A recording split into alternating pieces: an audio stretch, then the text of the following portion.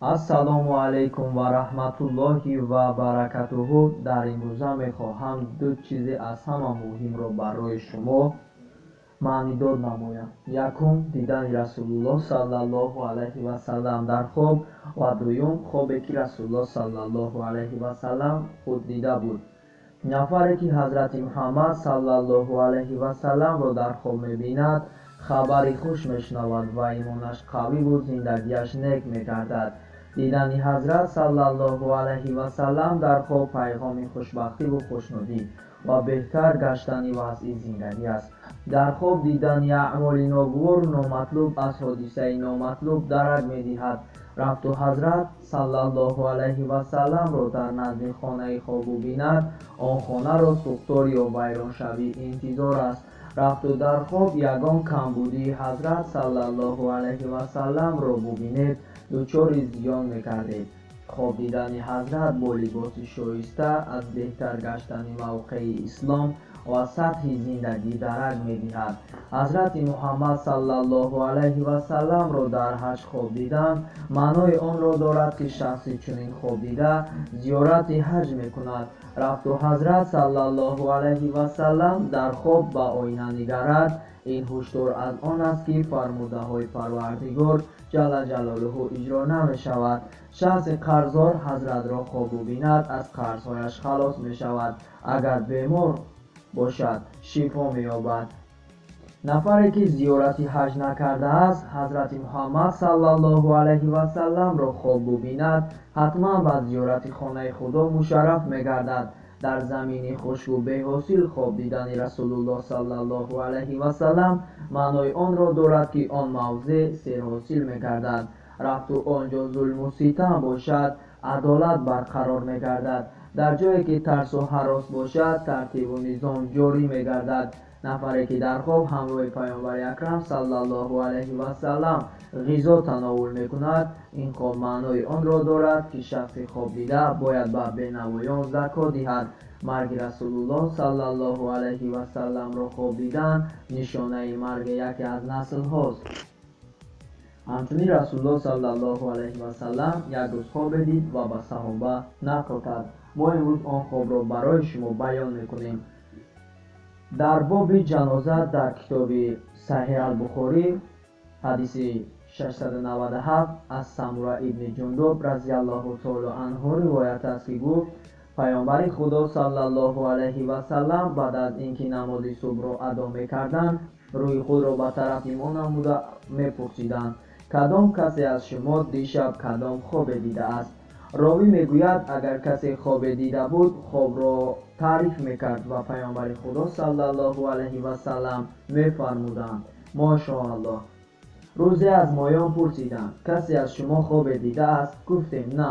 фармуданд: вале ман дишаб дар хоб дидам, ки ду нафар наздам омаданд ва дастамро гирифта ва ба сарзамини муқаддасе бурданд.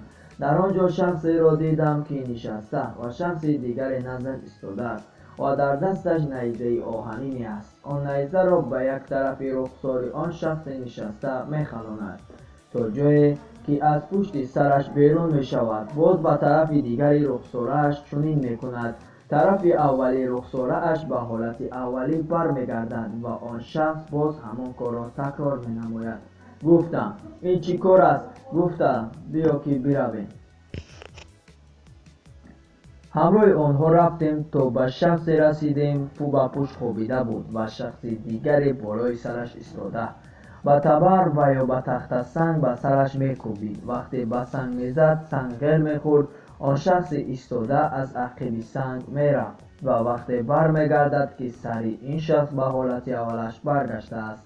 дар ин вақт дубора он сангро ба сараш мекӯбад. пурсидам: ин кист? гуфтам: биё ки биравем.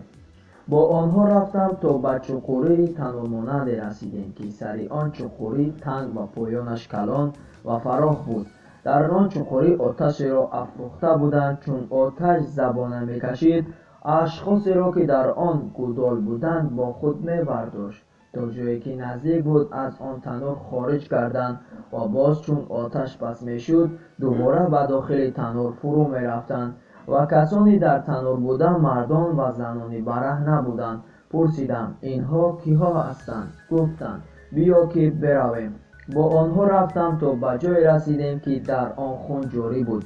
دیدیم که شخص در داخل آن جوی ایستاده است. یزید و وهب ابن جریر و جریر ابن حازم رضی الله تعالی عنه روایت میکنند که گفت و بر کنار آن جوی خون شخصی دیگر ایستاده بود و در نزدش سنگ‌های است. چون شخصی داخل جوی میخواهد از جوی بیرون شود، شخصی کنار جوی با یکی از سنگ‌ها به دهانش میکوبد و آن شخصی داخل جوی دوباره به جایی که بود برمیگردد. گفتم این چی کار هست؟ گفتند بیا که برویم. با آنها رفتم تا به چمنزار سبز رسیدیم. در آن چمنزار درختی بزرگ بود و در پایه آن درخت پیرمرد با عده‌ای از کودکان نشسته بودند و در آنجا شخصی دیگری را دیدیم که در نزدیکی درخت نشسته و در پیش رویش آتشی است و آن آتش را برمی‌افروزد. دو نفر همراه من مرا بالای درخت بردند و بر بالای درخت مرا به خانه داخل نمودند که خانه زیباتر از آن را ندیده بودم. در آن خانه مردان پیر، جوانان، اطفال و زنها نشسته بودند. سپس مرا از آن خانه بیرون کردند و به قسمت بالاتر درخت خانه دیگر بردند که از خانه اوله بهتر و زیباتر بود. در این خانه نیز مردمان پیر و جوانان بودند. با آن دو نفر گفتم تمام شب مرا این طرف آن طرف دو دادید. اکنون مرا از اسرار چیزهایی که دیده ام با خبر سازید. گفتم خوب.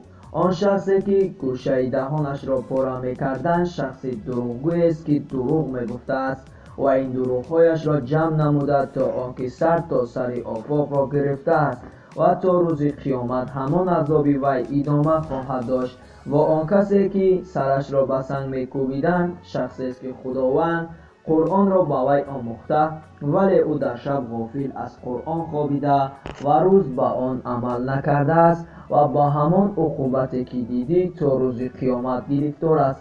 و کسانی را که در داخل تنور دیدی مردان زیناکار و آن کسانی را که داخل جوی دیدی اشخاص سودخورند. و پیرمردی که در زیر درخت نشسته بود حضرت ابراهیم علیه السلام و اطفال نزدی او اولاد مردمان هستند و آنکه در نزدش آتش بود دربان دوزخ بود.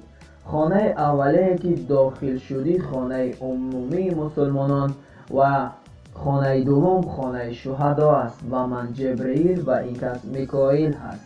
و من گفت سرت را بالا کن. سرم را بالا کرده دیدم که در بالای سرم مانند ابر است. گفتم این منزل تو است. گفتم اجازه بدهید که داخل خانه خود شوم.